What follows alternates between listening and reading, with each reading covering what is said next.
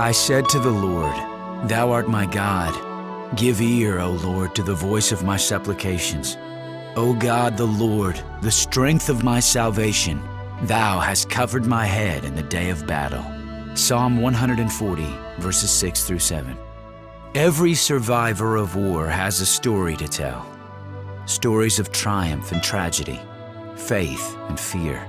Stories like mine, where fact is often stranger than fiction.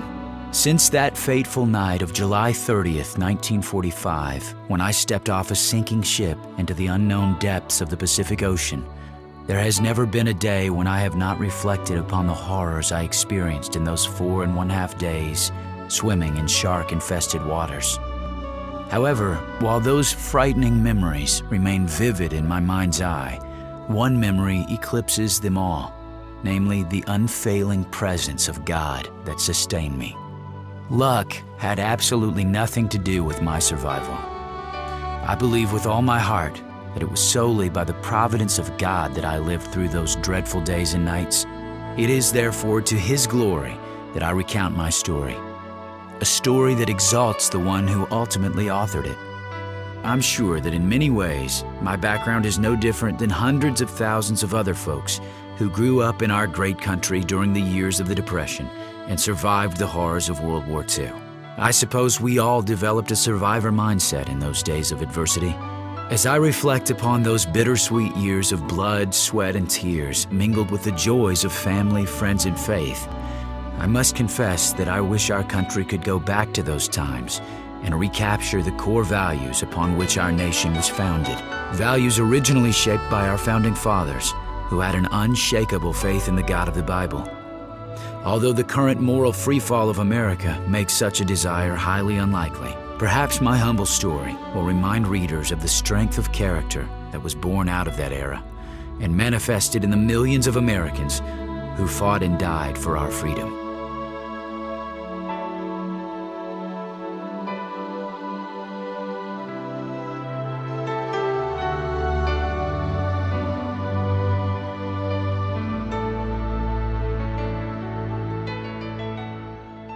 I heard someone saying something about my not hearing, so I'm going to turn the table on you tonight. I can't hear you, but you've got to hear me tonight. I hope you will. It's indeed an honor and a privilege. And I look to see if we might have some of my contemporaries, and I don't think so, but veterans. How many veterans do we have with us? Okay. Thank you. Usually, I maybe have a Marine in the group. Is there a Marine, by chance? Veterans? Yeah. Okay, Rutherford. I usually have an older Marine, and I usually say this: you take a good look at we Marines, and you know why the Marine Corps is still looking for a few good men. Well, it's an honor to be with you this evening, and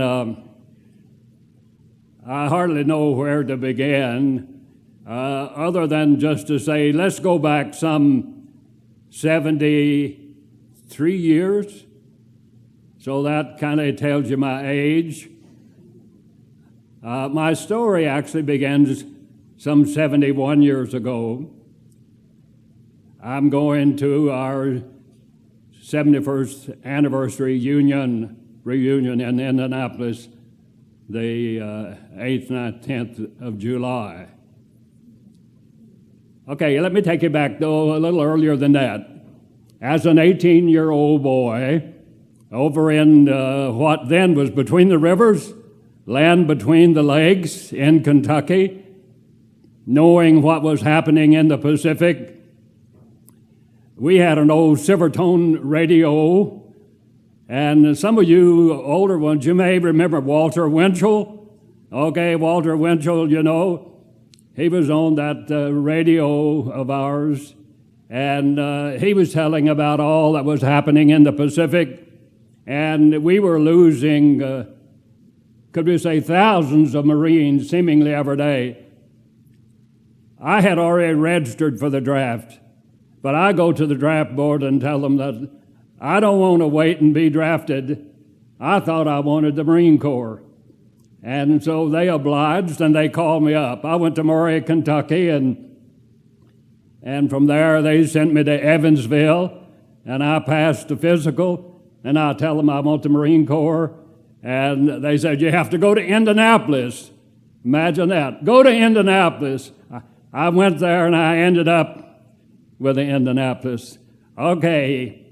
Then I went to San Diego to boot camp. And after boot camp, they said, Marine, you're supposed to go to sea school. You've been selected to go to sea school. Well, I needed more education, so I ended up going to sea school. Well, that meant that this Marine was going to be seagoing. And after that, then they sent me up to San Francisco, and there was the big USS Indianapolis. You can imagine what a country boy thought when he saw that big ship, twice the length of a football field. And that's to be my home for the duration of the war. And soon after I went aboard, there were 39 of we Marines of the Marine Detachment. And soon after I went aboard, we were in combat in the Pacific. Anyway, Kwajalein, I was at Saipan, Tinian, Guam, Sea Battle of Philippine Seas. I have to say that day, our Task Force 58 shot down 403 Japanese aircraft. Then I was down at Peleliu. I was at Iwo Jima. I was at Okinawa. 3 airstrikes on Tokyo. But it was at Okinawa that we had received a kamikaze plane, and we lost several boys. And today I can still see that plane when the boatswain blew the whistle, telling us that set emergency condition in the anti-aircraft battery. And we knew the speed that he was giving us those orders. And about 12 seconds, they said later, he hit. He hit on the port side back aft, and one bomb missed. One bomb went all the way through the ship. When I say all the way through, it went through the mess hall, it went through the berthing compartment, it went through the water distilling plant, it went out the bottom of the ship, and it exploded on that big long shaft that turns the screws. And we lost several boys, had to come back to the States for repair. And soon after repair, we look out on the dock, and we saw all kinds of Navy Marine brass. And we wondered, what is going on here? And then we saw our crane then on the ship swing out and reach down, and it picked up a big box, let's say some 12, 15 feet long, maybe 4 feet high, 4 feet wide or so. Picked that up and set it on the quarterdeck.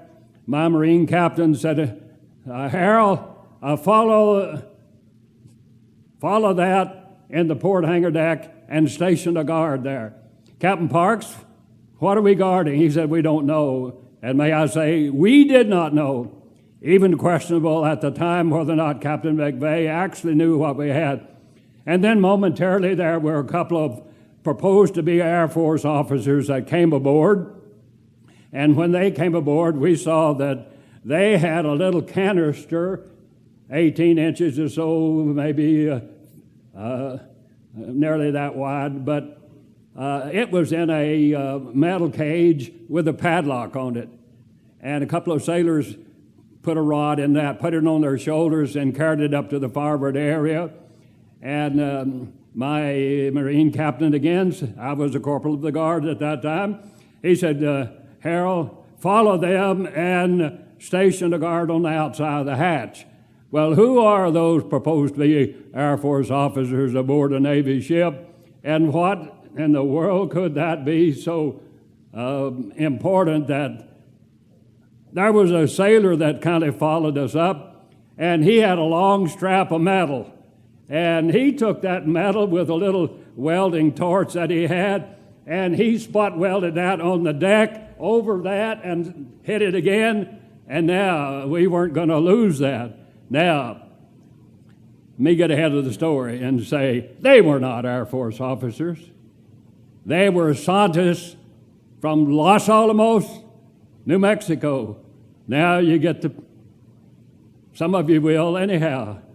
Okay. And what they had was half of the uranium that America had at that time. The other half was back in San Francisco.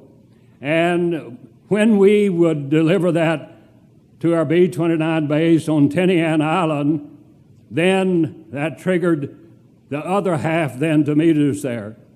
Okay, we knew then that we were to go to Tinian Island. Well, it was only 5,300 and some odd miles. Would you believe it that we made that in 10 days, 530 miles a day in a heavy cruiser? We made it. We delivered our cargo and still didn't know what we had delivered. Captain McVeigh then took the ship. We backed up a little ways from Tinian to Guam, and that Guam was Central Pacific Command, CINPAC. He asked for his sailing orders. Well, our ship was the flagship of Admiral Spruance, and the scuttlebutt was, we had heard this over and over.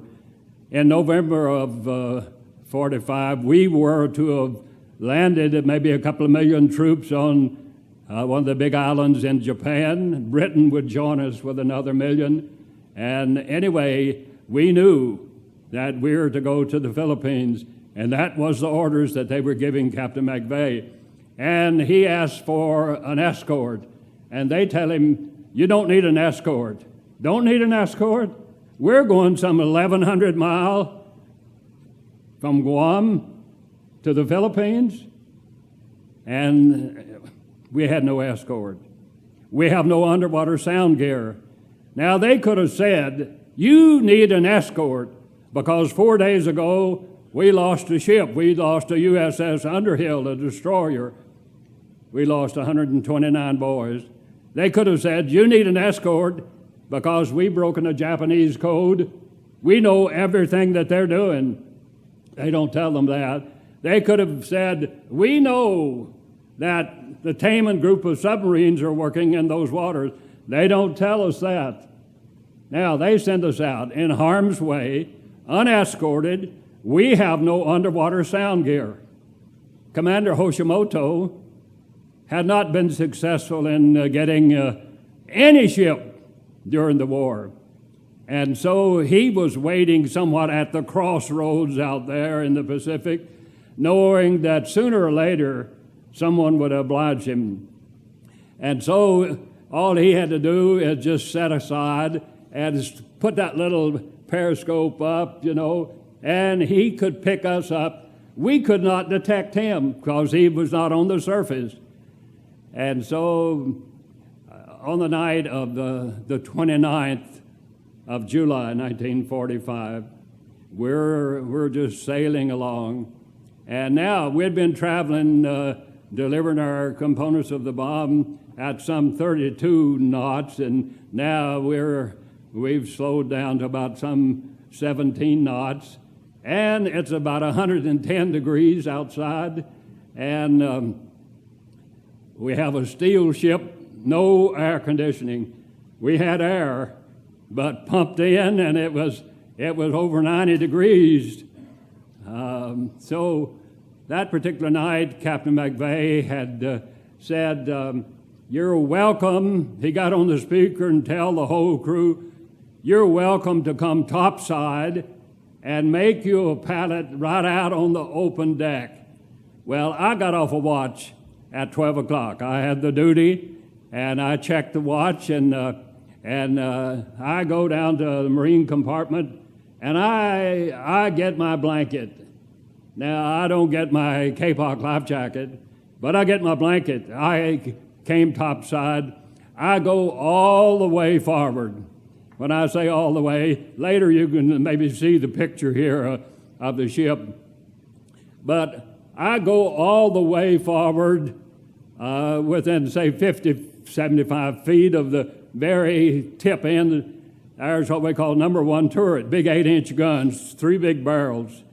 And I made me a pallet right down on that hard deck, right under the barrels of that number one turret. And, I had no doubt just begun to doze off to sleep.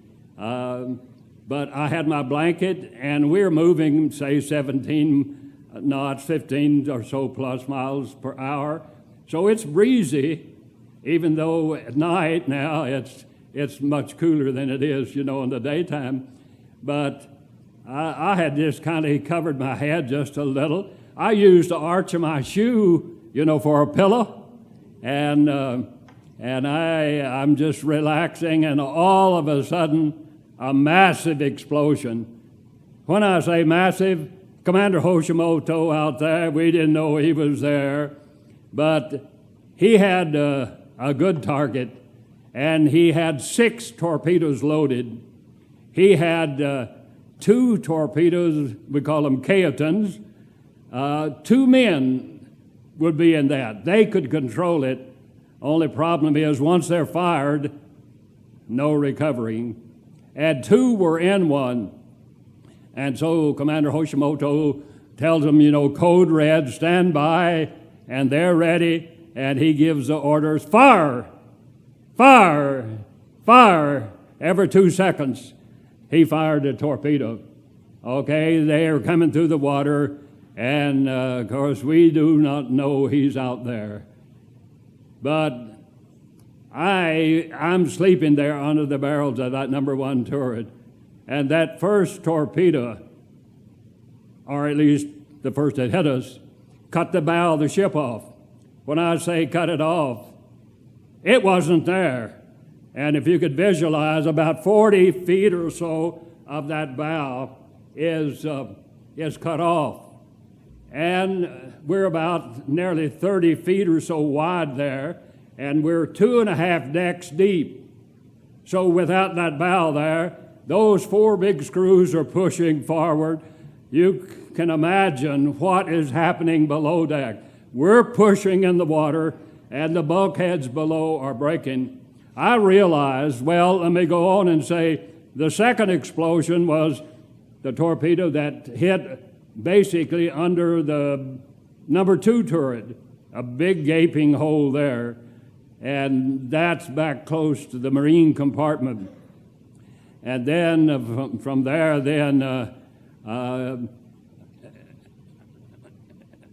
things are desperate because we realize the bow of the ship is off and all that water's coming in, the bulkheads are breaking, and basically you could feel nearly much noise, other explosions, many more. Fires, but all of our power is knocked out. The captain couldn't even get word down to the engine room to have them to cut those engines down. They're still pushing. We're pushing forward. All of that water is coming in. Okay, I realize that I've got to make my way back midship, which is my emergency station, to go there and receive orders as to what I'm to be doing, not knowing really what has happened so far. But as I started aft, I know that the ship is doomed. I could just take inventory from what I'm seeing. No, the ship is a goner. But as I started aft, there are men who are coming out of the compartments on the main deck forward. And as they came out, this is mostly officers' quarters, and as they came out, they were in their night clothing and mostly just a pair of skivvies. And as they came out, you could see that they were flash burned, or maybe they had touched their hand against a hot bulkhead and left the skin of the hand on the bulkhead. And they are pleading they're in desperate need of some assistance. Well, there's really nothing that this Marine could do. nothing that I knew to do. I have an emergency station I have to get to. But before I get to my emergency station, I realize I don't have a life jacket. My life jacket is locked up in my locker down the marine compartment. No way am I going to go down there. And when I get to the quarterdeck, then my Marine lieutenant was there, and I see him, and I see all of these Kapok life jackets, a new supply, big canvas bags of life jackets. Lieutenant Stauffer permission to cut down some of the life jackets. His response was, "Not until we get word to abandon ship. The ship is sinking." By now, nearly the first 100 yards, there's water on the open top deck. And that second torpedo, big gaping hole there on the starboard side, we're taking on so much water that we're beginning to list to the starboard.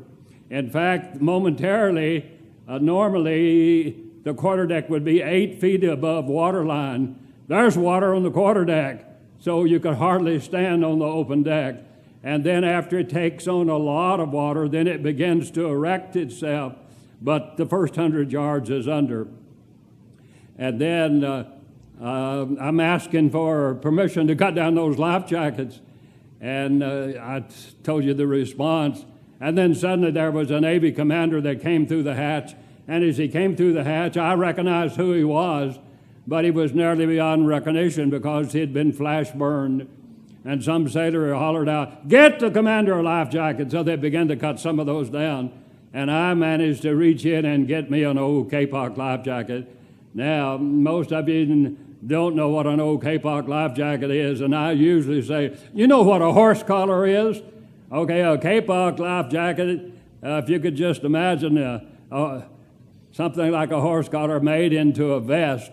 And I managed to, they cut those down, and I managed to reach in and get me a life jacket. Now, I put it on like a vest. I don't fasten it in the straddles because I know that momentarily I'm going to be leaving the ship, or the ship is going to leave me. And so we're waiting, looking at the bridge up there, hoping that maybe some word will come down to abandon ship. There's water on the quarterdeck. The first 100 yards of the ship is under, and, you know, there's just no hope. And then finally, what I'm hearing basically would be like somebody over here say, abandon ship, and you pass it down. Abandon ship, abandon ship, abandon ship, abandon ship. We could look up and see that everybody is, you know, great, great. And so word came to abandon ship. Okay, I would say there was maybe 150 or so of us on the quarterdeck. Okay, what do? I'll tell you what you do. You make your way to the high side on the port side, and you look out into the blackness of the night, because it was dark, but there was enough light from the inferno below, all the explosions aboard ship, that you could see all of that oil on the water. Some would say a half inch of oil. And now then, you're going to have to go into that. But what do? What would you do? You go over and you hold on to the rail, and you look out into the blackness of the night. And may I say, you look out into eternity. You think life is over. Life is over. This is the end of life. And may I say, there's times when you pray, and there's times when you pray. And I prayed. I do not know what all I promised the Lord, but may I say, I knew to whom I was praying, and I knew that through His Word He was speaking to me. I'll never leave you nor forsake you. Peace I give unto you, not as the world giveth, give I unto you. Let not your hearts be troubled. Don't be afraid. Don't be afraid. I'm scared to death. And I tell the Lord, I don't want to die. I want to live, and I promise to live for Him. And I tell Him, you saw the picture of my family back then. And I say I've got, 6 brothers back home, older sister and a younger sister, mom and dad. And may I say that there was a certain brunette. She's rather white-haired today, but she promised to wait for me, and I knew that she was waiting, and there was something to live for, my family to be. And I made the Lord many promises, and then I step over that railing, and I make 2 big long jumps down in the water. I jumped in feet first, and that kapok jacket came up over my head, and now I know I've got to get away from that ship. And I get away from it as quickly as I could to look and see that the first 100 yards is under, and then it begins to roll, and that fantail high in the air, and those 4 big screws are still turning.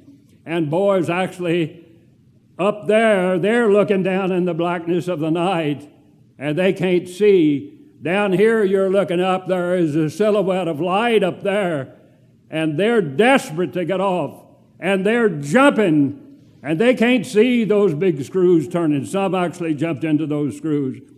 Then I saw the ship as she went completely under, and now I'm doing a fast dog paddle to get away from the ship, thinking that if I'm too close, the suction maybe would pull me under. But I actually saw it as it went completely under. And instead of sucking me in, here's what I'm hearing then. If you can imagine a ship, 200 yards long, and the bow's cut off, and now it's going down, and the hatches are closed on the top, and now all of that water is kind of pushing toward the fantail of the ship. And what I'm hearing is all of that air in there is coming out rather than pulling me in. And you could see all of that foam and from the water below as that ship went under. Okay, I'm getting away now from the ship, and I see buddies out here, and I'm making my way out to the first buddies that I could see out there. And then we begin to take inventory, and we could determine that there was several boys that were injured, seriously injured, and many did not have kapok jackets. And we were trying to assist the best we can. Some are hanging on to someone else. And then I'm concerned, any Marines? Well, there were 2 Marines. One Marine was a new recruit, and I tried to determine his condition. Leland Hubbard, I'll tell you his name now because I didn't know who he was. He was a new recruit that came aboard. And I tried to inquire his condition, and he had been blown against a bulkhead, no doubt had multiple breaks in his body. And I tried to assist him and care for him the best I knew how, but he only lasted maybe a couple of hours, and then he passed on to eternity. And then another Marine by the name of Spooner. Now, Spooner had gone into the water head first, and if you looked at some pictures here, you can imagine what you'd look like if you dove into ½ inch of black oil, and you get that all in your face. Now, how are you going to get that off? You aren't. And you rub your eyes to try to get that out, but your clothes are covered in oil. And then that salt water now splashes on you, and if you look up at that 100-degree sun, it isn't long until that salt water, it's powder, and then you rub your eyes. Okay, my buddy Spooner, by the second day, he couldn't close his eyes. His eyes were open. He could hardly see at all. But let's go through that first night, the first day, and the next morning. So we have a night before we have the day. And then the first day, at any given time you could look out and you could see a big fins swimming through the water out, maybe at a distance. In fairness to the sharks, they weren't attacking us, but you can imagine the fright, that they were creating. And it caused us to try to stay together, but how do 80 men stay together in maybe 6-8 foot swells? And so it isn't long till we can't stay together.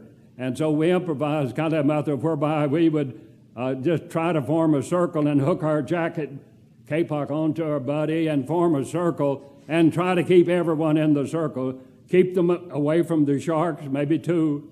And it isn't long, maybe till someone, he's been injured and he's hallucinating, and maybe he's unhooked or he gets out and he swims out maybe at a distance, and all of a sudden you hear a blood-curdling scream, and you look and you see that kapok goes under.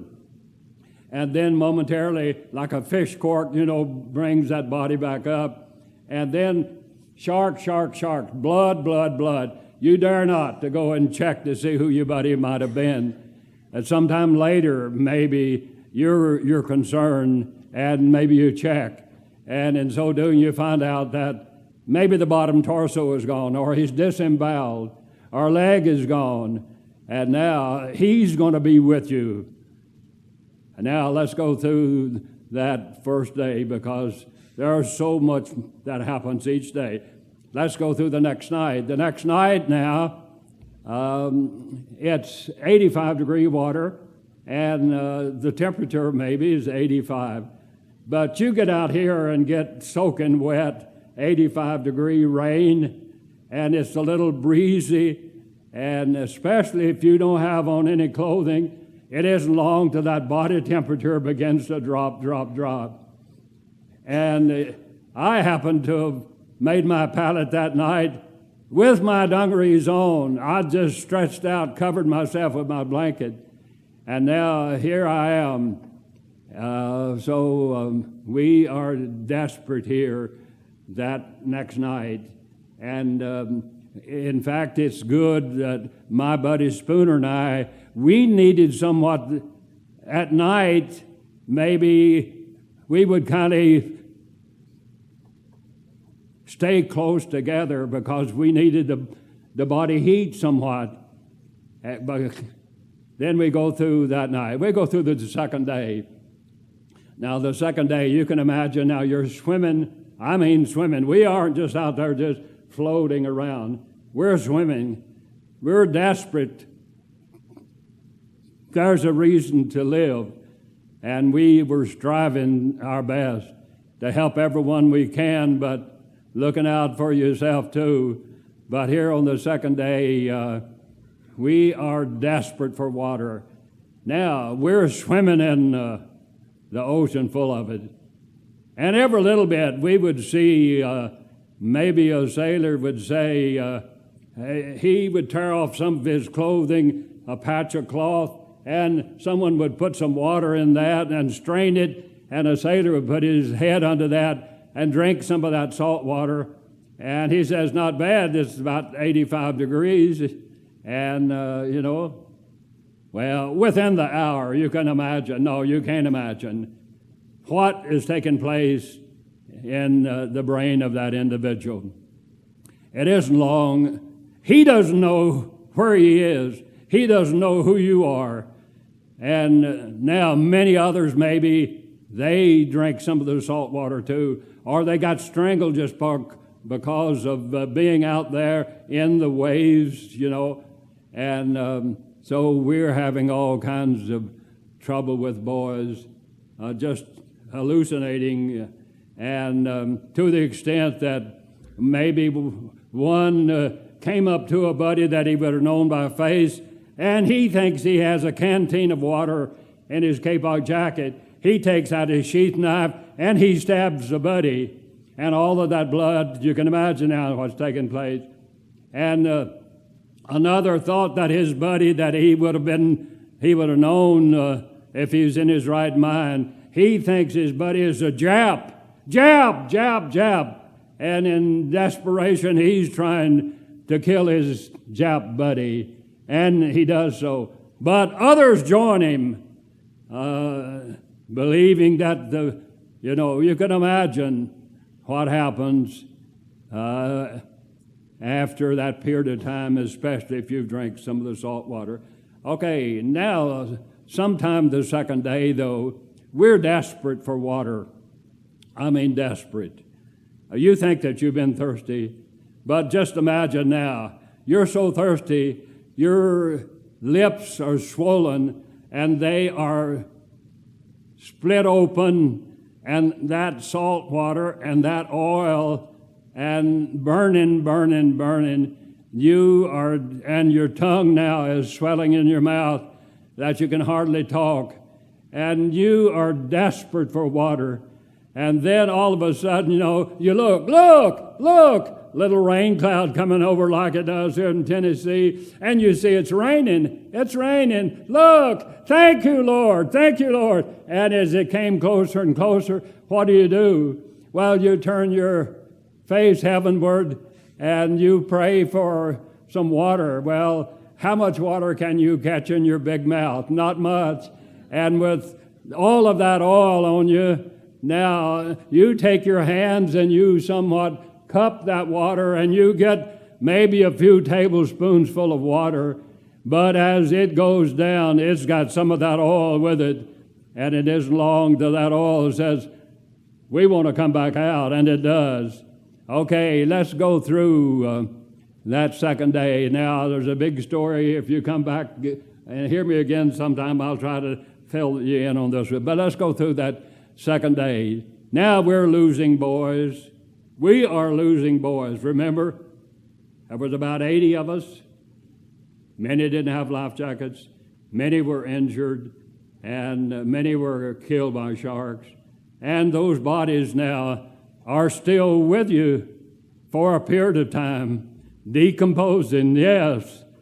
And they're going to bump into you.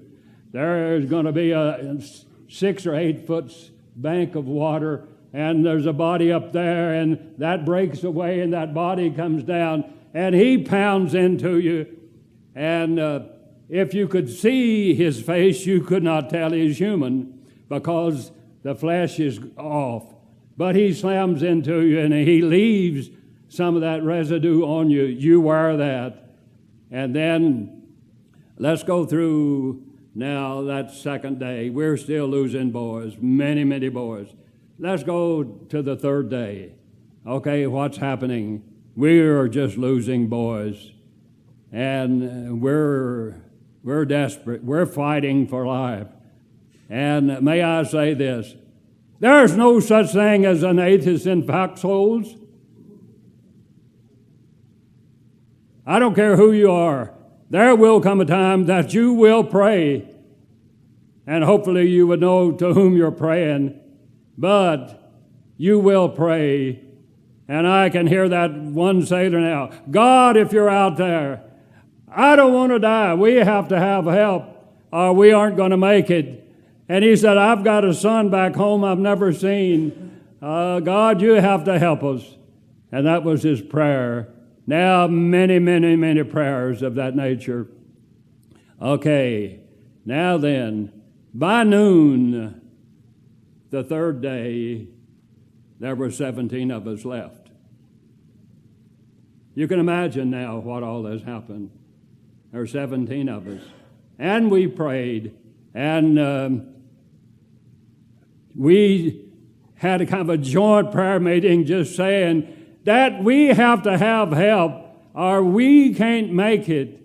And another reason we felt that we couldn't make it, an old Kapok life jacket, there was supposedly a tag on it good for 48 hours, but we've long past that. And now our Kapok jackets won't hold our heads out of the water.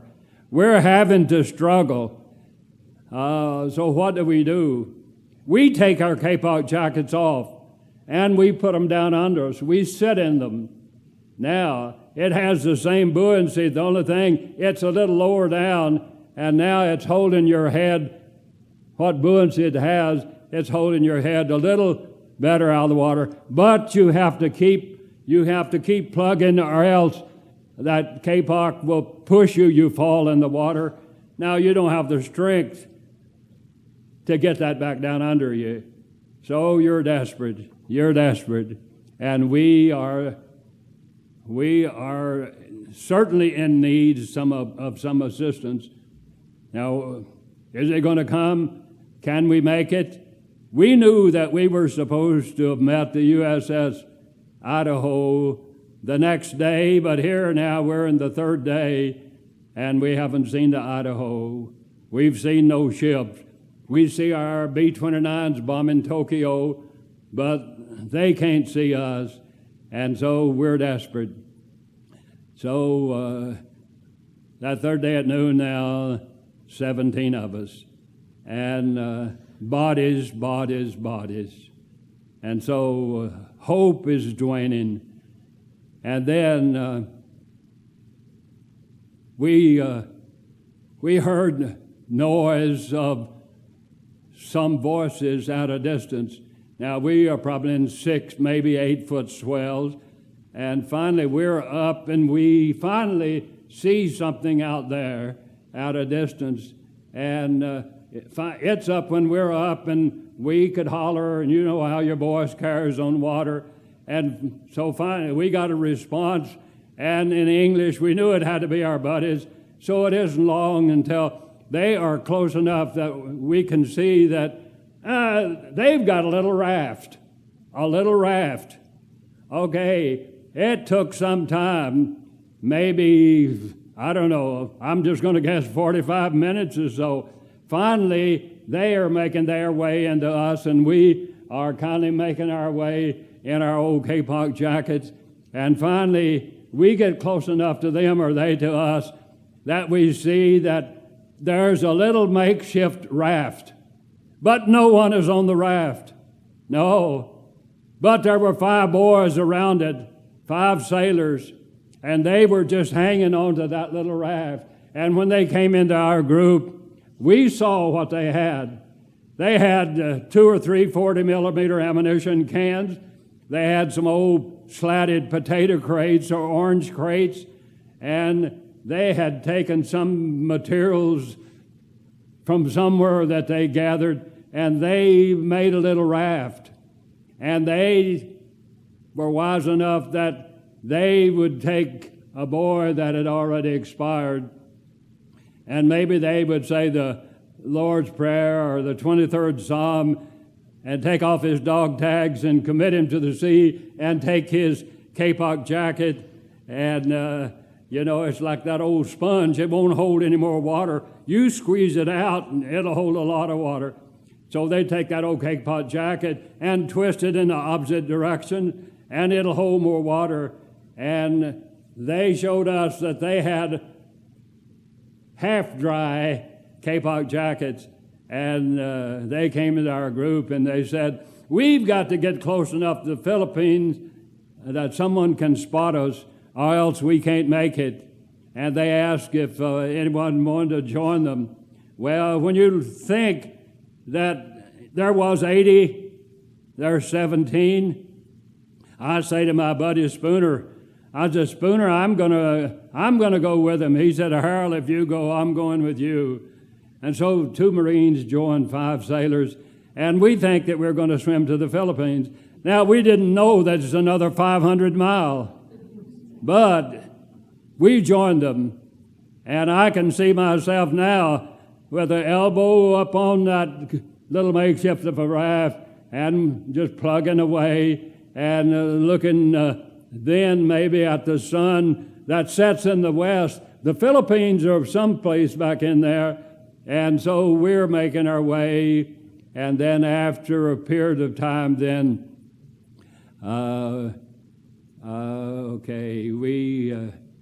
we have left our buddies behind, and we're plugging away. But it's going to get dark. We see that the sun now, as the clouds are kind of overcast, it's going to be dark tonight. But we're plugging away, And we came up on a swell, and I looked off at a distance, and I saw some debris out there, and every time we'd come up, I could see it again, and I called attention to my buddies. I said, there's an old crate or something out there, and that was something that says, go and check and see what that might be. And I tell them, I'm going to go and see what that might be. And they said, a shark might get you too. And I said, well, we haven't seen any around us in the last few hours. And so I have my old kapok jacket, and I put it back on now, and I'm doing a dog paddle, and I get out to that crate. And when I got within 6-8 feet of that crate, I saw what was in that crate. I saw those potatoes, and in desperation, I'm making my way, and I got a hold of that first potato, but kind of in the agony of defeat, as I squeezed that potato, it was rotten, and all of that rot squeezed through my fingers, and I thought, rotten potato. But you know what? It was solid on the inside. And so what do? Well, you take your hands and you peel some of that rot off. You take your teeth and you peel off some of it. Now, it's solid potato on the inside. And so you have a little bit of starch, a little bit of food. And so my buddies are saying, what is it? Rotten potatoes. But I take many of those potatoes, and with my hands, I just squeeze that rot off because it's solid on the inside. I fill my dungaree pockets full of potatoes. I'm making my way back to my buddies, and after a bit, they kind of came and met me, and we had a little feast. All we had was half-rotten potatoes, but you know what? No ants to bother us out there. We had a little picnic. And now, from there, then, we think, we've got to make some headway because we see that the sun is going down and it's overcast. And if it gets dark tonight, we won't know which way is west. No moon, no Southern Cross, and so we're desperate. But sometime then later that night, we're just kind of hanging on to that raft. And then we hear voices, and you can only imagine, the excitement. Hear voices. Who are they? Well, we know it has to be our buddies, but what kind of help is coming? And so we respond, and now it's dark, dark, dark. And it isn't long until a Navy lieutenant, Charles McKissick from Texas, I knew him aboard ship. Oftentimes I'm the captain's orderly, and McKissick had the duty, and he would give me an order to go and to tell the captain something other that spotted something at a certain distance out there, traveling at a, what. Well, I didn't know the nomenclature that he was talking about, and he would say, repeat that, Marine, and I couldn't repeat it to his satisfaction. Maybe the third time or so, okay, go and tell the captain. Now, this is McKissick, so he is a real friend to me, and I'm just another Marine to him at the time. But anyway, now we show him that we have some life jackets that at least are in better shape than what they're wearing, and we help them to take off their old kapok jackets, and two men to squeeze those in opposite directions and put them up on that little raft. We give them one that's a little drier, and then there's a certain Marine that had a pocket full of half-rotten potatoes that he shared those with McKissick. And then now it's dark, dark, dark. And now we've had a little something to eat and maybe a little water in that little bit of potato. But we struggled through the night, and now it gets calm at night. And so morning came. Where's the raft? Where's the raft? I wasn't with the raft. My buddy Spooner was not with me. Where's Spooner? Which way did the raft float? Which way did it go? I'm with McKissick, one other sailor. Now, I don't know what has happened to those 5 sailors and Spooner, or those 2 or 3 that came in maybe with McKissick. I did not know. And I, looked and tried to holler and so on. Okay, to no avail. Okay, I'm with McKissick. And again, we see planes flying 30,000 feet. No one's looking for us. Now, we've had a little better life jacket, but we do not have a raft now. And so we're going through that 4th day, desperate. And I saw something there that I had seen many, many times, and I often say, it's much easier to die than it is to live. I saw boys that were so exhausted, they just gave up. And so McKissick and one sailor, and I looked and I saw that his head had dropped in the water. I go over and I shake him, and he responded, and I tried to tell him that, help will be here, hang on, help is on the way, and he could care less. The second time, nearly the same thing. The third time I checked him, it's too late. His head had already dropped in the water. So just McKissick and myself. And so, as I said, I knew McKissick aboard ship. And he knew me. He called me Marine. You know what I called him? I had an uncle that was 2 years older than me that we grew up together. Uncle Edwin. I called him Uncle Edwin. Now, you see where my mind is, going and coming. But he was Uncle Edwin, but just the 2 of us together there. And he would tell me, hey, Marine, you ever been to the Philippines? No. He thought we were going to get there, and he promised to take this Marine kind of under wing somehow once we got to the Philippines. Well, okay, hope was nearly gone. Yes, we could see the trail of those B-29s. No one's looking for us. And then all of a sudden, I hear a plane! I hear a plane! Look! Look! I see a plane! I see a plane! What would you do? Well, a plane, I don't know, maybe up there, let's say 2,000 to 3,000 feet up there maybe. Well, what do? You wave, you shout, you do everything in your power to attract his attention. And if he knew you were down there, impossible for him to see us. But may I say, in the providence of God, he saw us. Let me tell you what's happening up there. Lieutenant Gwynn flying that Ventura, a twin-engine plane with wheels. He's out on a search and destroy for submarines, and he's having trouble with his radio antenna.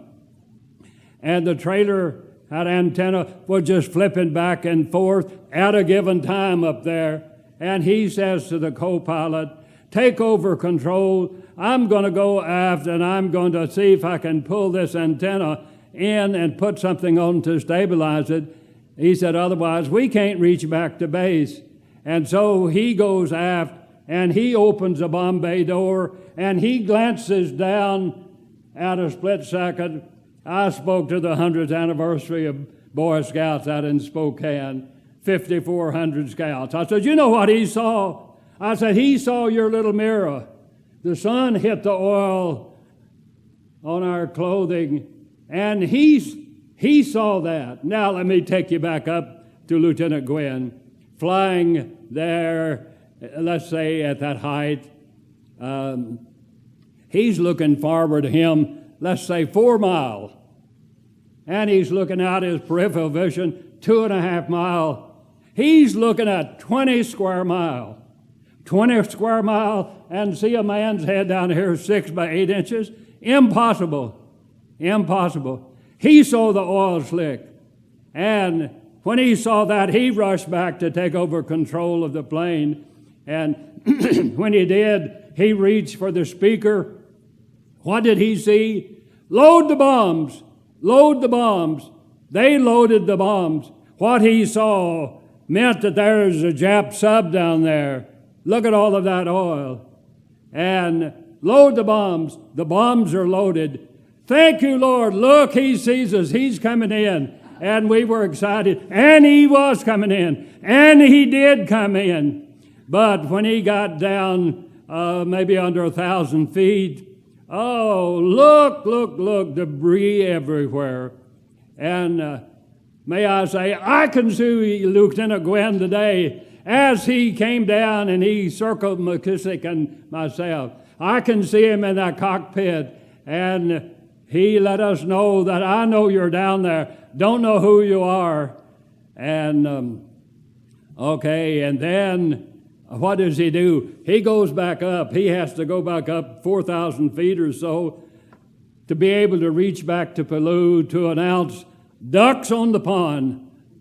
Whose ducks? No one knows. And he gets a hold of Lieutenant Adrian Marks, the pilot of a PBY. And so Mark says, it's an hour and a half before I can get there, but we're ready to get on the way. And so, I don't know, a period of time, then Marks is in the air coming. Gwynn is there checking some 25 miles of boys scattered everywhere. And as Marks comes, he passes over the destroyer.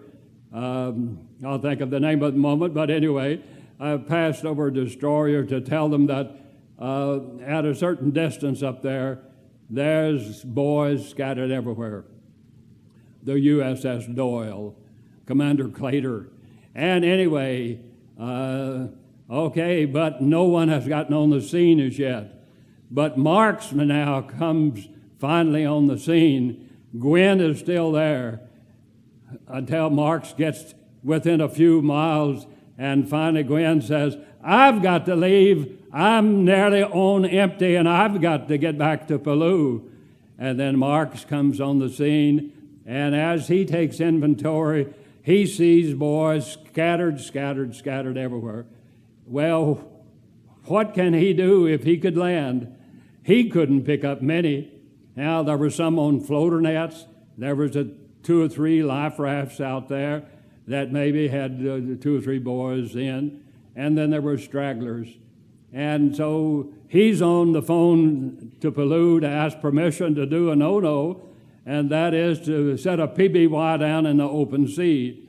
And they tell him no way. But he and the crew says, look, they were seeing more sharks than they saw boys, seeing them attacking boys. We have to land. And thank goodness that Marks disobeyed. And here he's going to set that big goose down. And I can see it as it looked like he nearly stalled that thing in the air and set it down. But once he set it down, he hit that first bank of water, and then that one prop then would never run again, and only one motor now running. He ruptured the pontoon or that fuselage of that PBY, but he set it down. He picked up the first survivor. USS Indianapolis. Word goes everywhere.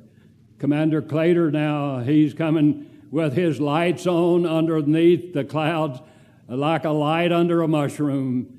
And so finally he's coming on the scene, and Gwynn then is on his way back to Pellew. And then finally Commander Clater comes in the destroyer, and then we are transferred from the PBY. They send a little motor whale boat over, and okay, I happened to be one at the time that when they brought me over to the destroyer, there's no way that I can climb a ladder, you know. So they put a stretcher down and put me in it, fast me in it, pulled me up vertically aboard the little ship, and then a couple of sailors then take me and my greasy body and all, and they drag me down below deck, take my clothing off, and they gave me a diesel fuel or a kerosene bath to get that oil off. But any place your flesh had rubbed, now you have saltwater ulcers everywhere. And once they begin to rub that off, now it's open sore, blood, blood, blood. Well, anyway, they've cleaned me up somewhat, and that one sailor from here in Nashville, he after they'd cleaned me up, he was a nice gentleman. He gave me a pair of his Navy skivvies. I became a Navy boy, and gave me his bunk. And they bring me a cup of warm sugared water and give me just a few tablespoonsful at a time. I recall I'm aboard that plane and thinking that I'm going to make it. I'm going to make it. And there's times, when you know the Lord and you bow in humble prayer and thank Him, I'm going to make it. But the plane is full. They went down a swell, and they could not stop that plane with that one motor. They dared not get that against the bank of water, so they had to keep moving, and they threw out a little ring and pulled me in, and now I'm aboard the plane. I look across the plane, and I see a boy that I had seen 2 days before with oil in his eyes, and my buddy Spooner. And I saw what Spooner was doing. Someone had given Spooner a can of green beans, and he was reaching down on the deck of that aircraft, and he knocked a hole in that can of green beans. He turned it up, and he was drinking that. And I said, I recognized who he was, but he couldn't see. And I said, Spooner, how about some of your bean juice?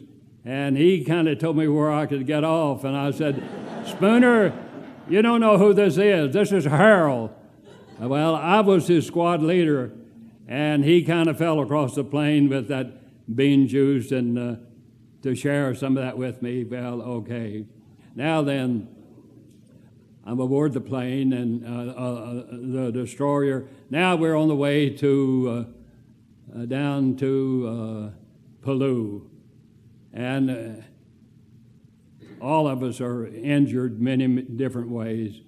We are down in Palau, and I have some pictures someplace. And anyway, they're all over the internet. When we were down in Palau, and then from there, then we catch a hospital ship when we come back to Guam, base hospital 18 in Guam. Now we're in Guam, and injured so many ways. And I remember Admiral Spruance comes in, and he sits on my cot, and he pins the Purple Heart on me. And now then, I am so, could we say, so rotten that the flesh, after they've cleaned me, I'm bleeding, and they strap my legs down, they strap my arms down, and they wrap me in Vaseline gauze. And, okay, I'm in Palau, and then in Guam, and now in Guam, I'm still injured many, many ways. But, okay, my time is gone, so I'm going to kind of rush it up a little bit. So from there, then, I'm in the hospital in base hospital 18 in Guam. Finally, on October the 2nd, I make it back to the States. Now, I'd been in a hospital all this time, various injuries, and I get back to the States thinking, I'm back in the good old USA. I'm going home. I had a 90-day leave. I'd been overseas a good while. at least 6 battle stars, and I'm going to get to go home. Well, that was on October the 2nd. October the 3rd, that night, I had a hurting in my side, and I thought, I'm not going to make it. Something is wrong. I made it to daybreak. I called the sergeant in charge of it, and I said, I got to go to sick bay. He said, well, we'll get someone to take you. I know where sick bay is. I went through boot camp there in C school. Well, he said, we'll get someone. Well, I go to sick bay, and they take my blood count, and they said, we got to send you to Balboa Hospital. They sent me to Balboa Hospital. Okay, long story there. I had the perforated appendix and all of that poison leaked out of my system. They couldn't operate. And they take my blood count, and they said, we can't operate. Well, penicillin was new, and I became a pin cushion. Every 2 hours or so, I get a shot. Okay, I took 11,800,000 units of penicillin for 29 days. They didn't think that I would live through that, but the good Lord was watching over me, and I made it through that. Now then, I guess it was in 2005, my son said, Dad, we've got to write your story. And I said, well, you're a good writer, and I have a story to tell. But I ran a business for some 35 years.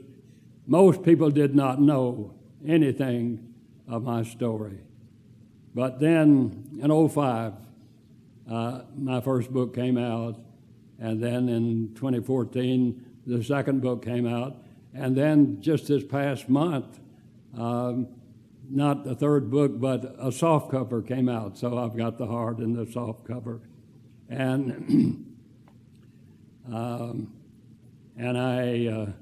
I travel the country. I think I've got 5 states to go through yet this year. But it's good, to, so to speak, to be home, to be here at my church. And I thank you so much for allowing me to come and to share with you my experience aboard the USS Indianapolis. And I thank you so kindly. Thank you so much. Thank you so much. Thank you. Thank you.